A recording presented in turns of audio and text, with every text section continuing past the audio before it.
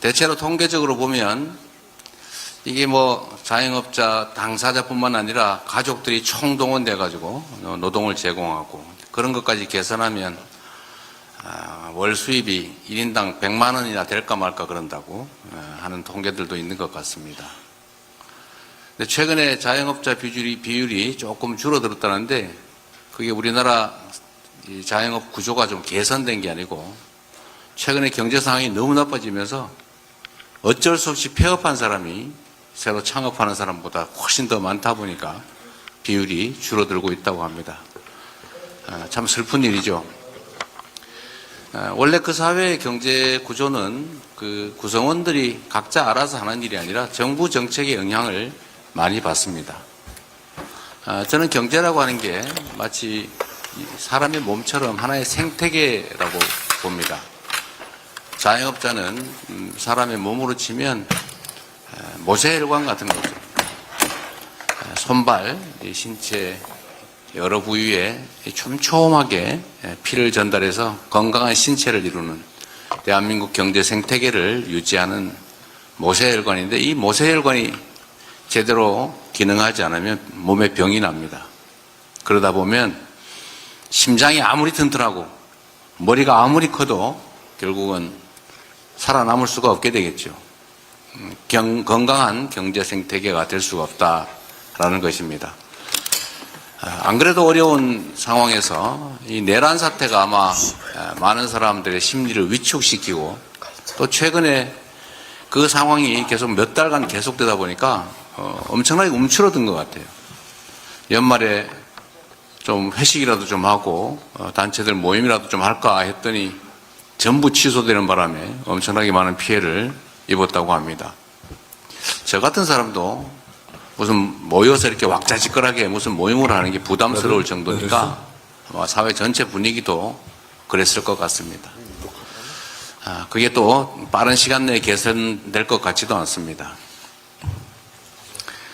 사회적으로 소득이나 자산은 계속 양극화가 격화되고 가진 쪽은 너무 많고 또 기회도 한쪽으로 쏠려서 많은 사람들이 기회를 갖지 못하다 보니까 사회적 정치적으로도 극단적으로 양극화되고 또 대립이 격화돼서 요즘 보는 것처럼 가짜뉴스에 사실은 놀아나는 건지 일부러 믿는 척하는 건지 알 수 없지만 극단적으로 우리 사회가 갈라지고 있습니다.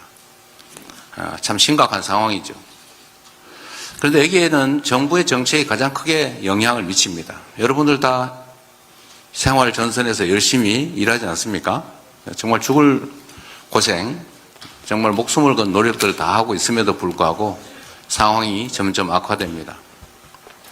여러분들은 다 체감을 하는데 제가 여의도에 있다 보니까 이 나라의 정책을 결정하는 사람들은 현장의 상황을 잘 느끼지를 못하는 것 같아요. 듣기는 듣겠지만 그게 얼마나 심각한지를 체감을 하지 못하는 거죠. 우리나라의 가계부채 비율이 매우 높습니다. 국가부채 비율은 엄청나게 낮은 편입니다. 예를 들면 국가가 빚을 질 것이냐 개인이 빚을 질 것이냐를 결국 정책으로 결정합니다. 코로나 위기가 왔을 때 우리가 그 위기를 극복하기 위해서 엄청난 비용을 지출하게 되는데 그 비용을 대체 누가 감당할 것이냐에 대해서 대다수의 선진국들은 국가, 즉 우리 공동체 전부가 그 비용을 분담을 했습니다. 월세를 상당 정도 보전해 준다든지 고용을 유지하면 비용을 보전해 준다든지 이런 걸 했는데 우리나라는 전부 그거를 개인 자영업자한테 돈을 빌려줘 가지고 개인의 부담으로 그 위기를 극복을 했죠. 그래서 다른 나라들은 이 코로나 상황이 지나면서 국가 부채 비율은 늘고 개인 부채는 외려 줄어들었는데 그래프를 보면 우리는 반대로 국가 부채 비율은 거의 유지를 했고 개인 부채가 급격하게 상승을 했습니다. 결국 국가 경제 정책의 사회 정책의 문제였던 거죠. 앞으로도 이 문제는 계속 논쟁거리가 될 겁니다. 그런데 그 중심에 결국은 여러분들은 체감을 하고 있는데 이 나라의 정책을 결정하는 사람들은 그 부분을 느끼지 못하거나 아니면 못 본 척 하는 거죠. 그래서 앞으로 경제정책을, 사회정책을 어떻게 끌어갈 것이냐에 따라서 우리 국민들의 삶이 결정이 날 겁니다. 지금까지 계속 확대되고 있는 양극화가 더 격화될지, 아니면 그게 조금이라도 그 정도가 완화될지, 아니면 축소될지 결국은 우리가 하기 나름이다라는 생각이 듭니다. 이번에 우리가 빛의 혁명이라고 하는 정말 위기이면서도 기회의 과정을 지나가고 있습니다. 여러분의 삶도 대한민국의 미래도 결국 국민 중심으로 다시 재편되어야 될 겁니다. 그런데 그게 약간은 따뜻한 안방에서 배부르고 바깥에 그 고통스러운 장면들은 아름다운 풍경처럼 느껴지는 사람들이 우리 사회의 정책을 계속 결정하는 이상 지금의 이 상황은 쉽게 개선되긴 어려울 겁니다.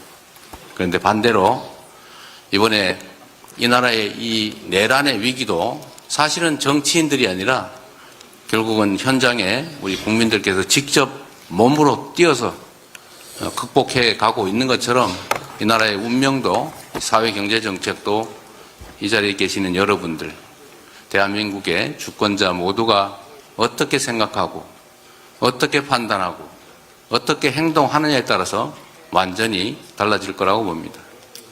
아마 오늘 여러분들이 이렇게 한자리에 모이신 것도 여러분 스스로 여러분의 삶을, 이 대한민국의 운명을 바꿔보자, 개선해보자고 해서 함께 하신 걸로 압니다. 이제 정치인들, 대리인들이 이 나라의 운명을 정하는 게 아니라 국민의 손으로, 이 나라의 주권자의 손으로 이 나라의 운명을, 여러분 스스로의 운명을, 우리 다음 세대들의 삶을 결정해 나가야 되겠다는 생각이 들고, 오늘 이 여러분의 모임이 그 시발점이 되기를 기대하고, 그래서 축하드립니다. 환영합니다. 고맙습니다.